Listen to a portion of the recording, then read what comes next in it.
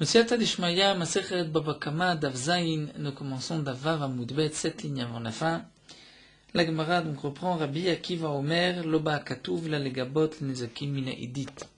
Vekal Vachomer Leigdesh. On reprend cette fameuse braïta où nous avons vu la marloquette entre Rabbi Ishmael et Rabbi Akiva concernant le Idit.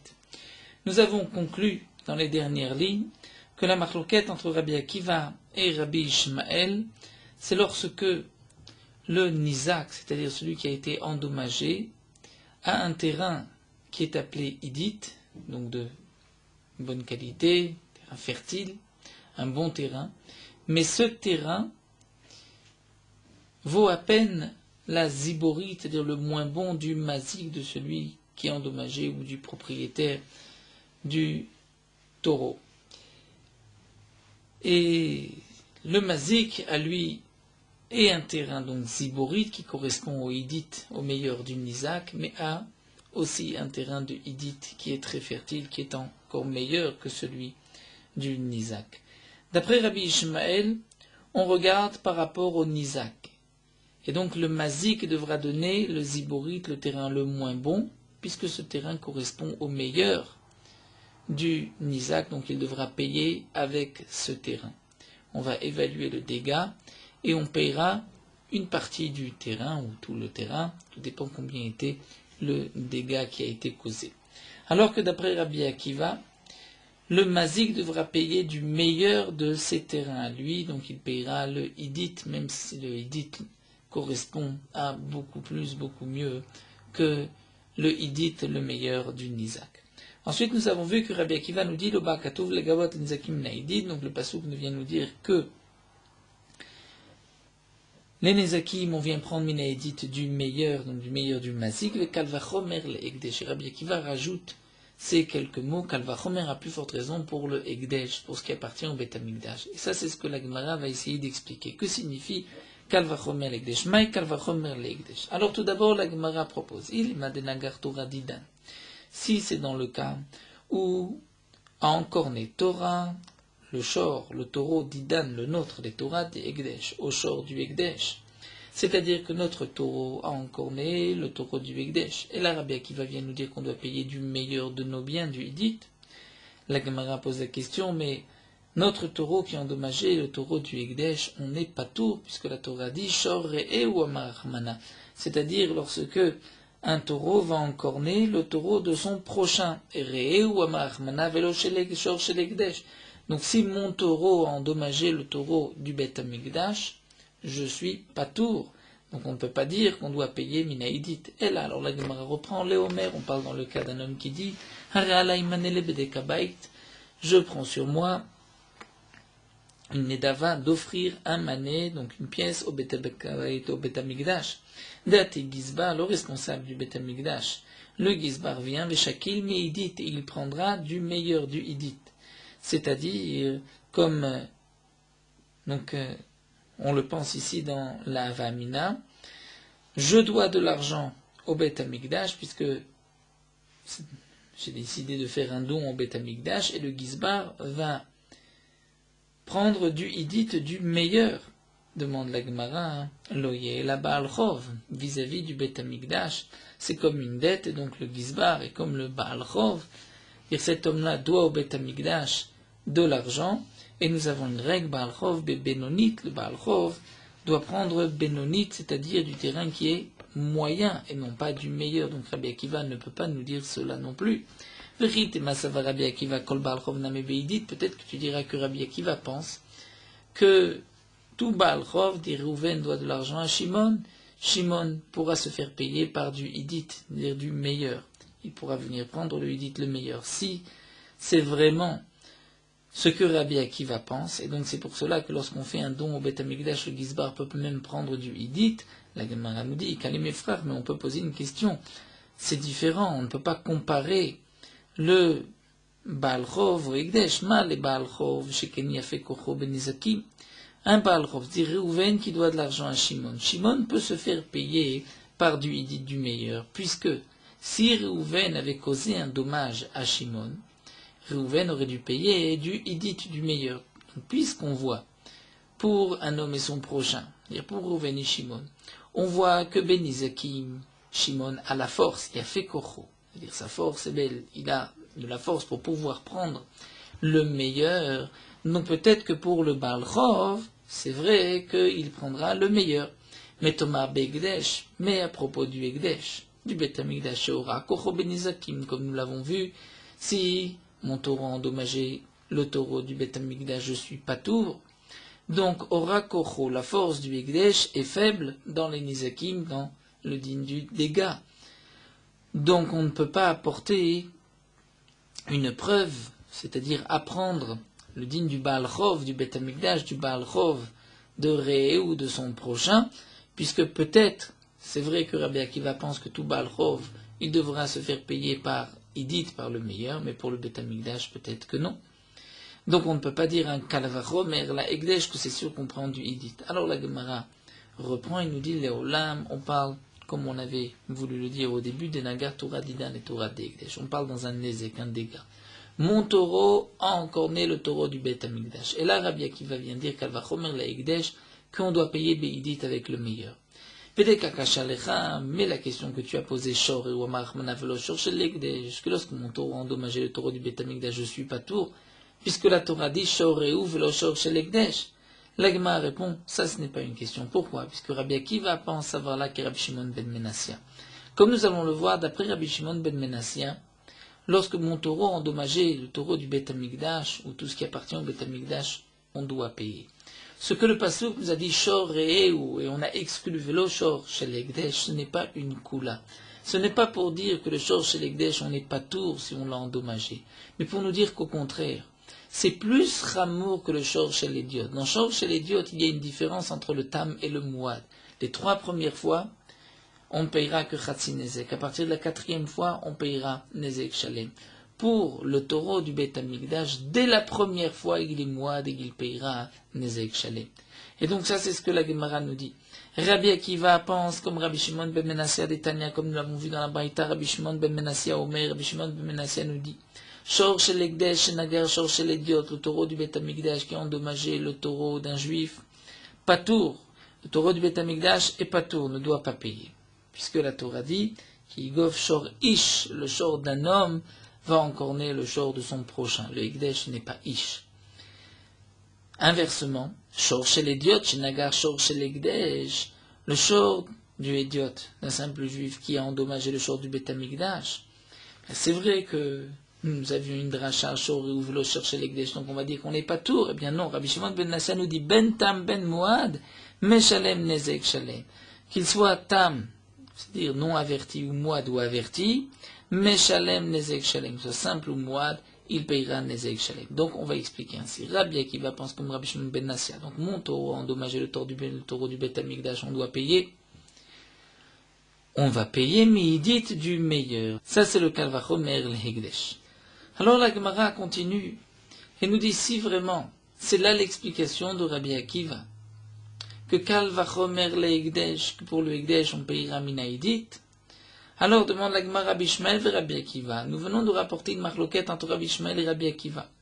Et nous avons expliqué que leur marloquette c'est lorsque le meilleur du Nizak correspond au moins bon du Mazik. Que d'après Rabbi Ishmael on regarde en fonction du Nizak et Rabbi Akiva en fonction du Mazik. Demande la Gemara qui t'a dit Mimaï des Beidi des Nizak Vézibouré des Mazik pligués. Qui t'a dit que leur marloquette c'est lorsque le meilleur du Nizak est comme le Zibouri du Mazik et que donc d'après l'un on regarde en fonction du Mazik et d'après l'autre en fonction du Nizak. Dilma, peut-être que non. Peut-être qu'en vérité, des Koulé Alma, ils sont tous d'accord. Bede Nizak, Shaiminan, qu'on va évaluer toujours en fonction des terrains de celui qui a été endommagé. Alors comment comprendre leur marloquette entre Rabbi Shimon et Rabbi Akiva? Bien c'est simple, comme nous venons de le dire. On n'a qu'à dire que toute leur marloquette, c'est sur ce dîner de Rabbi Shimon ben Nassia et de Rabbanan. D'après Rabbi Akiva, notre taureau a endommagé le taureau du Bet Hamikdash, on doit payer, comme dit Rabbi Shimon ben Nassia. D'après les Chachamim, on ne doit pas payer. Donc on va dire que Rabbi Akiva qui a dit Kalvachomer la Egdesh, Rabbi Akiva pense comme Rabbi Shimon ben Nassia, on doit payer. Et Rabbi Ishmael pense que non, on ne doit pas payer. Et donc ce serait là toute la marloquette entre Rabbi Akiva et Rabbi Ishmael. D'après Rabbi Akiva, dans le taureau du Bet Hamikdash, on doit payer. D'après Rabbi Ishmael, on ne paye pas. Donc pourquoi expliquer la marloquette différemment? On n'a qu'à l'expliquer simplement comme cela. Donc, dans les mots, Rabbi Akiva savar ki Rabbi Shimon Nassin, et Rabbi Shmuel savar ki Rabbanan, Rabbi Akiva pense comme Rabbi Shimon Nassin, et Rabbi Shmuel comme Rabbanan. Alors la Gemara va répondre et nous dire qu'on ne peut pas expliquer ainsi leur marloquette entre Rabbi Shmuel et Rabbi Akiva à propos du Ekdesh. Pourquoi? Imken, parce que sinon on ne comprend pas. Maï loba akatuv. Que signifieraient les mots de Rabbi Akiva? Loba akatuv ella. Le pasouk n'est venu que pour cela. On voit donc que leur marloquette, c'est à propos d'un simple juif, Béhédiot, et de savoir qu'est-ce que le pasouk vient me dire. Est-ce que le pasouk vient me dire Bédé Nizak ou Bédé Mazik? Mais non pas est-ce que Béhékdesh on doit payer ou pas. Donc des termes de Rabbi Akiva, on voit que Rabbi Akiva vient dire Loba Katouv, c'est-à-dire le pasouk n'est venu que, donc leur marloquette c'est Béhédiot. Fait Od, de plus, deuxième question. Maï Kalvachomer l'Ekdesh, quel serait le Kalvachomer au Ekdesh?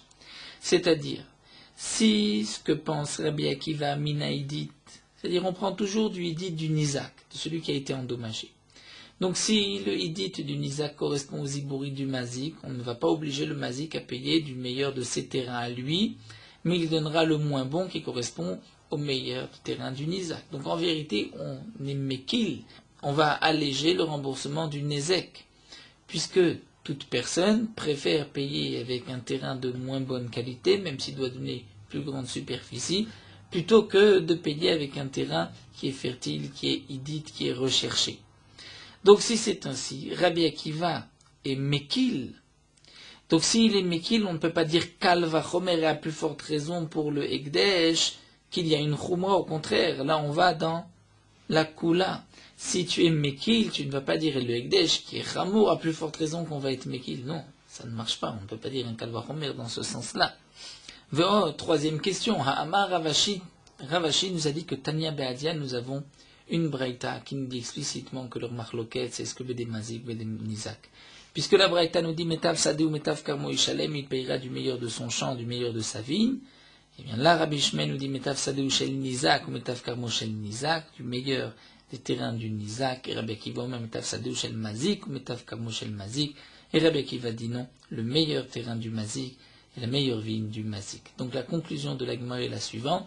Rabbi Akiva et Rabbi Shmuel sont en marloquette lorsque le meilleur terrain du Nizak correspond au terrain Zibourite le moins bon du Mazik. Et le Mazik, celui qui a endommagé, a un terrain meilleur que celui-là.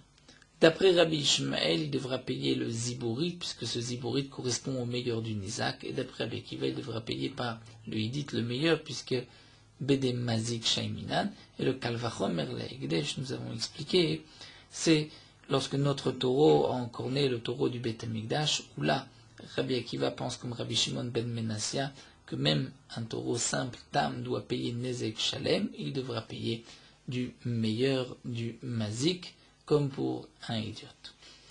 La Gemara continue, nous allons poursuivre dans la Sougia de Metav, du meilleur des terrains Igdit, Ziborit, une Sougia qui va s'allonger encore sur quelques lignes, quelques dapim. Ramele Abaye les Rava. Ici, Abaye va rapporter une contradiction et poser la question à Rava. Ktiv, d'un côté, c'est marqué Metav Sadé ou Metav Karmo Yeshalem. On doit payer du meilleur de son terrain ou du meilleur de sa vie. Metav Imidar Nelo. Donc, lorsque le Mazik doit payer au Nizak, il doit payer du meilleur de ses terrains. On va évaluer le dégât. Le dégât a été évalué à 1000. On va aller chercher dans le terrain du Mazik un terrain qui correspond à la somme de 1000. Et on va prendre le terrain, il dit le meilleur, donc Rabbi Akiva le meilleur du Mazik, et d'après Rabbi Shmuel le meilleur du Nizak. Mais en tout cas, on ne le payera qu'avec un terrain qui est Metav, qui est le meilleur. Metav imidachinelo avec rien d'autre. Vatanya. Pourtant, nous avons une autre braïta, et c'est là la contradiction, la question de Abaye. C'est marqué Yashiv. Kesef Yashiv le Baalav, à propos d'un homme qui a creusé un trou. Une bête est tombée, est morte dans ce trou. Celui qui a creusé le trou devra payer de l'argent. Kesef Yashiv li Be'alav, il devra rendre à son propriétaire Vamet Yelo, et le mort sera pour lui. Yashiv, de là on apprend, dit la Braïta, les rabot avec Kesef. Pourquoi la Torah dit Yashiv? La Torah aurait pu dire Ba'alabor Yeshalem Kesef li Be'alav, il payera de l'argent à son propriétaire. Pourquoi ce Yashiv qui est un mot en trop? pour nous dire il remboursera rabot shaveh kesef, même ce qui n'est pas de l'argent, mais qui est la valeur de l'argent, qui est une contre-valeur en argent, c'est-à-dire tout objet mobile, même si ce n'est pas de l'argent, mais ça a la valeur de l'argent. Ve'afilu soubin, et donc de là on peut inclure même du son, même soubin. Même soubin, on peut payer par du soubin. On n'est pas obligé de payer avec de l'argent, on n'est pas obligé de payer avec un terrain, on peut payer même avec du son. Imaginons le cas d'un homme qui a causé un dégât et qui doit payer la somme de 10 000. Cet homme-là, son métier, c'est qu'il vend des cacahuètes. Il pourrait préparer la somme de 10 000 en cacahuètes et préparer tous ces sachets et le donner au Nizak en lui disant « Voici, je te paye avec du Shaveh Kesef, du Soubin, du son, donc à plus forte raison tous ces sacs de cacahuètes. » C'est vrai que le Nizak va être bien embêté puisqu'il devra ensuite prendre tout cela, le revendre pour récupérer son argent, mais nous dit la Braïta, Yeshiv, les rabot Soubin. Alors la Gemara nous dit Lokashia. Ce n'est pas une contradiction. Donc, d'un côté, on voit que Métav, le meilleur de son genre, d'un côté, on voit que même un objet mobile, tout ce qui est Shaveh Kesef et même Soubin, même du son. La Gemara répond Lokashia. Kan midato kan balkoro. Tout dépend, c'est la première réponse de la Gemara, tout dépend si le Nizak vient réclamer son argent et que le Mazik paye immédiatement. Lorsqu'il paye immédiatement, là on considère que le Nizak accepte quoi que ce soit. Lorsque le Nizak va demander cet argent au Mazik et le Mazik refuse, il faut aller l'attaquer au Beddin. Donc le Nizak doit se déranger, aller au tribunal. Là, dans ce cas-là, le Mazik devra payer Métav, le meilleur de ses champs. Ça, c'est la première réponse d'Agma. Kamidato kan balkoro. Tout dépend s'il paye rapidement, de son plein gré, ou si c'est malgré lui. Amar Oula Berid Rabilaï, Oula, le fils de Rabilaï, dit Daïkaname dirti. Nous avons même une preuve, puisque c'est marqué Yeshalem. Dans le Pasuk, Métav, Sadou, Métav Karmo, Yeshalem, et Yeshalem nous dit Oula, le fils de Rav Ilaé, on entend Yeshalem Bal Kocho, malgré lui. Donc malgré lui, c'est du Métav du meilleur du terrain. Amarle Abaye, mais Abaye n'est pas d'accord. Abaye dit Miktiv, est-ce que c'est marqué Yeshulam, c'est-à-dire on va le faire payer par le Beddin, on va l'obliger à payer. Yeshalem, Ktiv et Yeshalem, on entend que c'est Midato, c'est-à-dire il veut de son plein gré payer. Donc la réponse ne convient pas. Et là, Amar Abaye, alors Abaye nous dit que démarre. C'est comme cet enseignement que nous allons voir dans une Braïta, des Tanya.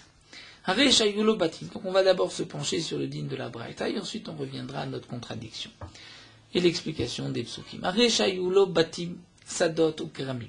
Un homme qui a batim, des maisons, des champs, des vignes, venomotse les mochan, mais il n'arrive pas à les vendre. Il s'agit d'une Braïta à propos de la tzedaka, à propos de ce que l'on donne aux pauvres, leket shicha ou pea, lorsqu'un homme va moissonner son champ, il va laisser une partie, un petit coin du champ pour les pauvres. Tout ce qui a été oublié, tout ce qui est tombé au moment de la moisson, ceci doit être laissé pour les pauvres. Qui est considéré comme un pauvre pour reprendre le leket shicha ou pea? La Mishnah dans Masechet Pea nous dit, un homme qui a 200 zouz ne pourra pas prendre le leket shicha ou pea. Mais si il n'a pas ces 200 zouz, il n'en a que 190, il pourra prendre les leket shicha ou pea, et il pourra prendre même d'un coup l'équivalent de 1000 zouz, étant donné que maintenant il a moins de 200 zouz. Donc quel va être le din d'un homme qui a beaucoup de biens, des maisons, des terrains, des vignes, mais il n'arrive pas à les vendre. Et en liquidité, il n'a pas 200 zouz. Quel est le din? A-t-il le statut d'un pauvre ou d'un riche? La Braïta nous dit Machilinoto maaser ani. On pourra lui faire manger même le maaser ani, le maaser qu'on donne aux pauvres, c'est-à-dire un dixième de la récolte qu'on donne la 3e et la 6e année, qui remplace le maaser sheni. On pourra lui donner du maaser ani ad merza, c'est-à-dire ad merza, jusqu'à l'équivalent de la moitié des 200 zouz, donc jusqu'à 100 zouz. Ve'ave bama, et Rabba, comme nous explique Rashima, c'est-à-dire le Rav, Rabba, c'est Abaye qui parle, Abaye appelait Rava le Rav, Hechidame, donc Rava s'est posé la question de quel cas il s'agit. Est-ce qu'on parle du cas Yuzal Arata de Kula Alma Vedidinamezal Badayu, c'est-à-dire que les terrains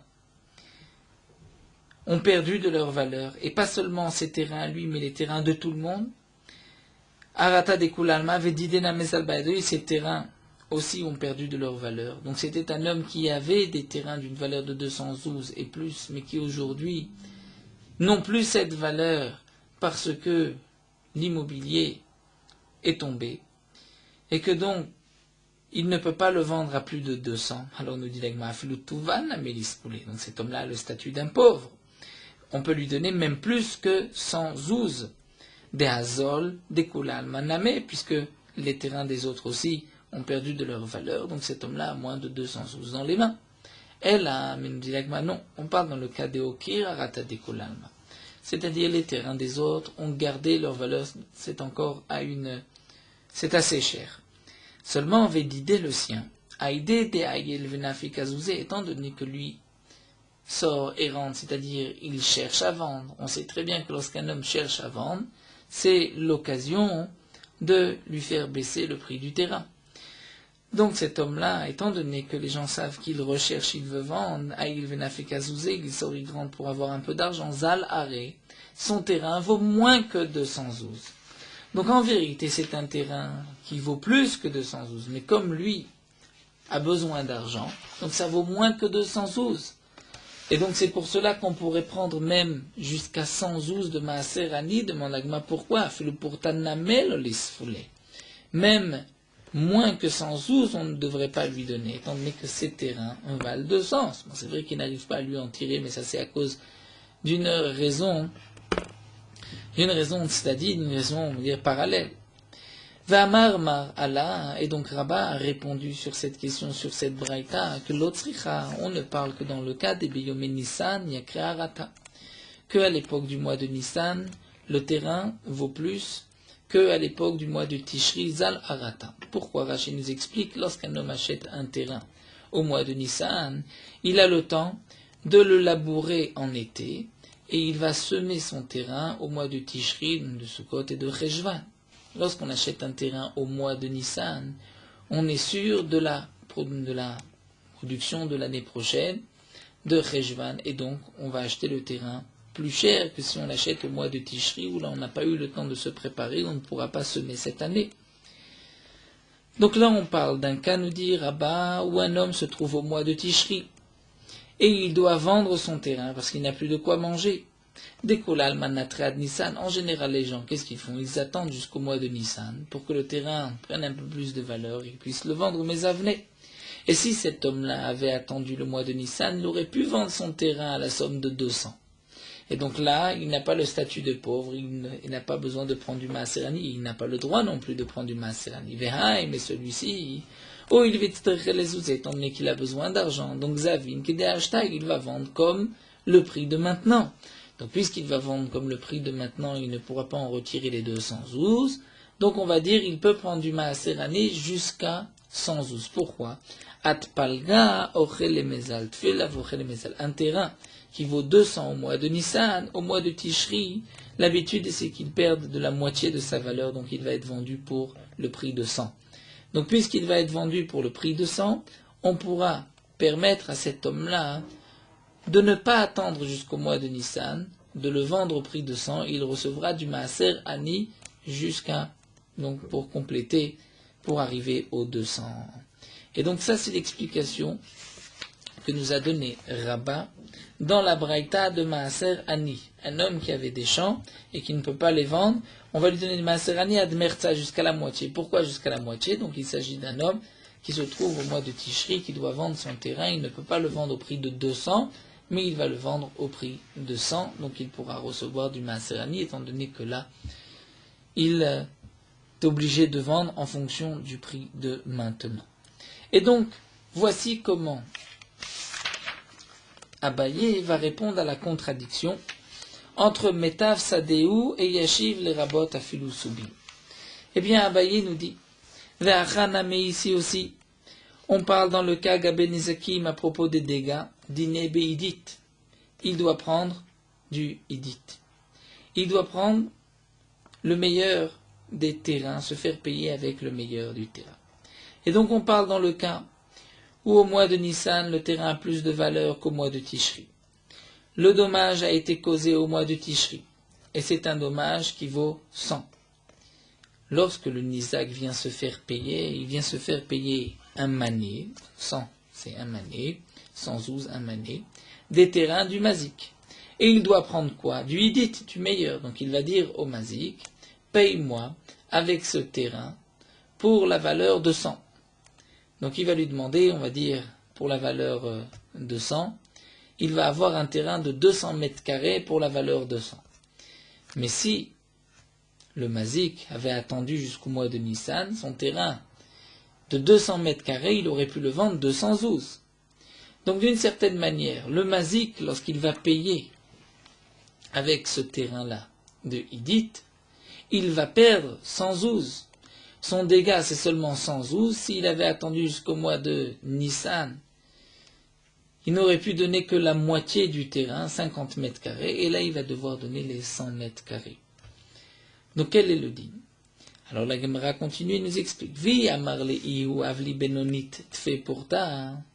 Maintenant on parle du cas où le Nizak vient lui dire, tu sais quoi? Je veux me faire payer avec du bénonite. Je ne veux pas te prendre le Hidit, le meilleur, le terrain le plus fertile. Donne-moi du bénonite. Mais tu vas me donner un peu plus. Puisque bénonite, étant donné que le terrain est moins cher au mètre carré, donc pour faire payer les 112, il devra lui donner une plus grande superficie que s'il lui payait du Hidit. Et Amarlé, là le Mazik peut lui dire, Ishakalta kedinar. Il lui dit, regarde, toi le din c'est que tu prennes du Hidit. Tu veux prendre du Hidit? Alors chez Kol Kedehashta, tu pourras prendre comme le prix d'aujourd'hui au mois de Tishri. Donc tout le terrain de 100 mètres carrés de Hidit, tu peux le prendre maintenant au prix de 100. Mais attention, Veilo Shakil, mais si tu ne veux pas, Veilo, et si tu ne veux pas prendre ce qui te revient d'après la Torah, tu veux prendre un terrain moyen, alors à ce moment-là, je suis prêt à te laisser mon terrain moyen, mais à condition qu'il y ait del mais je te le fais payer en fonction du prix que ce terrain aura au mois de Nissan. Quel est l'intérêt du Nizak de prendre un terrain bénonite? On peut imaginer où le Nizak a juste à côté, lui aussi, un autre terrain. Alors il se dit, je préfère avoir un terrain à côté du mien et en faire un seul grand terrain, plutôt que de garder mon terrain ici et d'aller avoir un morceau de Hidit ailleurs. Donc là, ce que nous dit Abaye, c'est que le Mazik peut lui dire la chose suivante. Tu veux te faire payer avec du Hidit? Tu prends comme le terrain vaut aujourd'hui, 100 mètres carrés pour 112. Et c'est moi qui vais perdre, puisque ce terrain, j'aurais pu le vendre 200 au mois de Nissan. Comme le din, c'est que tu te fasses payer avec du Hidit, donc je vais te donner comme le prix d'aujourd'hui, tu vas prendre les 100 mètres carrés. Donc si toi, tu préfères du bénonite, à ce moment-là, ce n'est plus le din de la Torah. Je te donne du bénonite, mais je te donnerai du bénonite en fonction du prix de Nissan. Et donc, c'est ainsi que Abaye voulait répondre au psukim.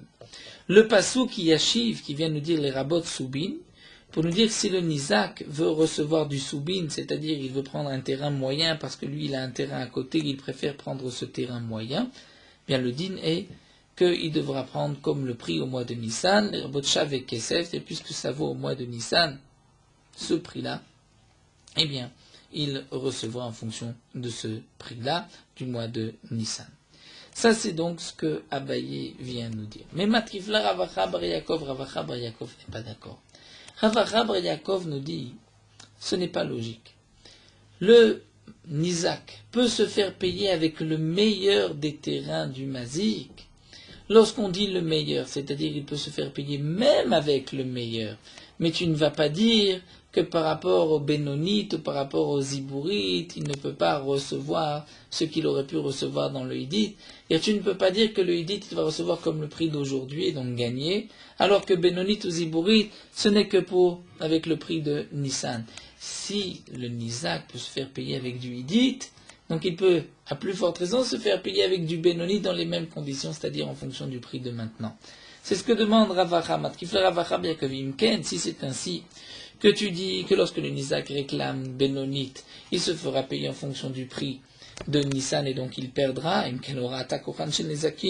Tu as affaibli la force du Nezek, de celui qui doit se faire payer un dégât, et celle Benonit Véziborit à propos de Benonit Véziborit.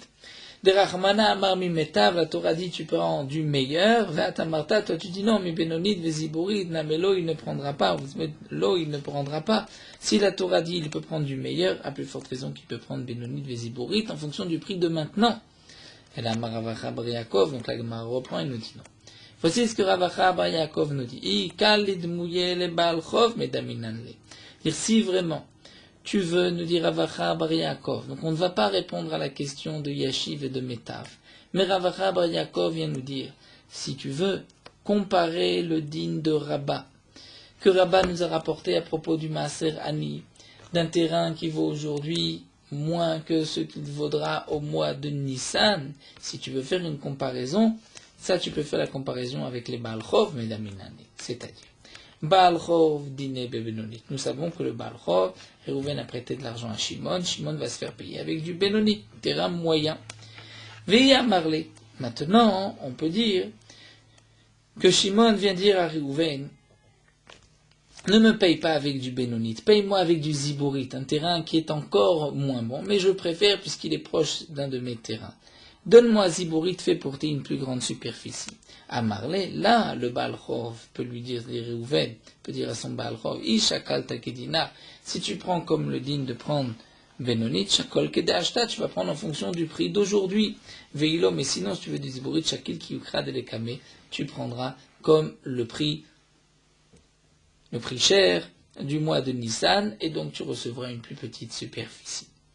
Mais là encore, Matkifla Ravacha Ravika, là cette fois-ci c'est Ravacha, le fils de Ravika, qui pose la question d'Imkena Alta Delet Bifne Lovin. C'est-à-dire, tu vas fermer la porte devant ceux qui ont l'habitude de prêter, puisque celui qui prête a sorti de l'argent. Lorsqu'aujourd'hui il vient récupérer cet argent, il voudrait avoir un terrain Ziborit, on lui dit oui, mais si tu prends ce terrain Ziborit, tu le recevras en fonction du prix du mois de Nissan.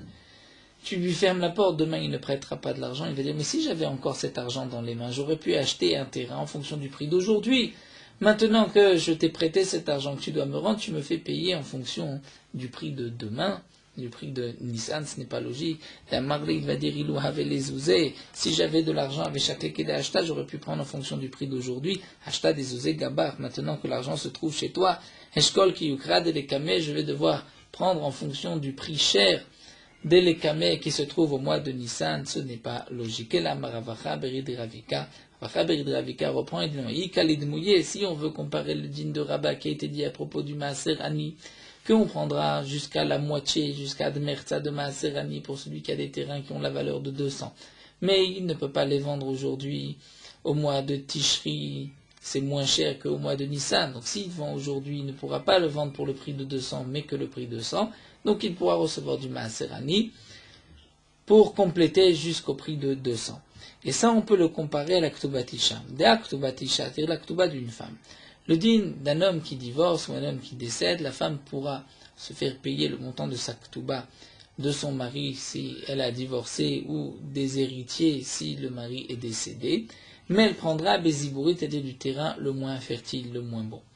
Puisque, comme la Gemara l'explique, nous verrons encore par la suite, les Chachamim n'ont pas eu besoin de faire une takana particulière pour la femme. De toutes les manières, une femme désire se marier. Même si elle va recevoir avec du ziborit un terrain qui n'est pas fertile, elle recevra quelque chose en cas de divorce ou de décès, ça lui suffit. Le Baal Chov, lui, étant donné qu'il prête de l'argent, il faut aller dans son sens, il faut aller vers lui, et donc lui proposer Benonit. Et il dit, c'est le din de la Torah. Donc dans le din de Ktuvat Isha, Dina Beziborit. Et donc là, on pourra dire la chose suivante. Via Amrale, si elle lui dit, elle dit au mari, Havli Benonit Batsir pour ta. Peut-être que tu peux me donner un terrain de Benonit, un peu moins de superficie, plutôt que de me donner un terrain de Ziborit. Donc elle demande à son mari, son ex-mari, est-ce qu'il veut bien lui donner un terrain de meilleure qualité, mais une moins grande superficie. Et donc on parle toujours au mois de Nissan, au mois de Tishri. Donc au mois de Tishri, le terrain vaut moins cher qu'au mois de Nissan. Là, il peut lui dire.